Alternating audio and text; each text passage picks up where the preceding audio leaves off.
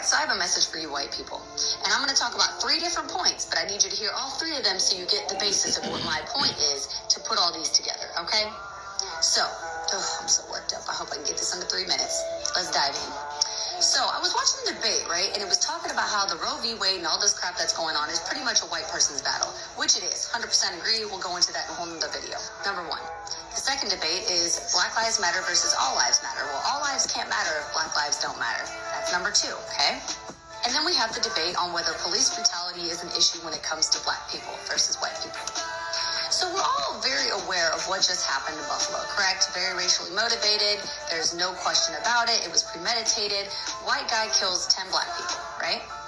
We're also very aware that there are multiple massacre shootings that happen all the time in public areas, predominantly, if not all, done by white people. Now, what I find fucking hilarious is that white people are so outraged about this abortion BS. But where's that same energy when we're talking about police brutality versus Black people and white people? Because if you notice, every time there's a shooting like that, the white person manages to make it to a court date without a scratch on them. But yet, we have hundreds, and you can look it up. In fact, it was over 164 just in the first 8 months of 2020, and that's, that was like a year, 2 years ago. So you can imagine how many it's been since then. Everything really started after 2014 with Michael Brown. But anyways, so all of these people are being killed for things when they didn't even do anything. 12-year-old playing with a gun, a toy gun, which are sold in stores for kids to play with. Ironic, okay?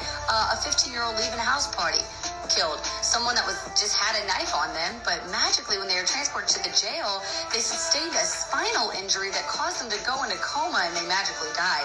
Somebody having cigarettes, George Floyd, we all know what happened with him. Breonna Taylor, who was sleeping. All these people did absolutely nothing and lost their fucking lives.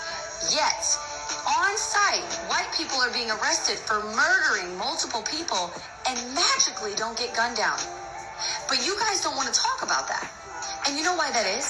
The same white people that you back for, not taking it serious that Black Lives Matter are the same people taking your little white rights away.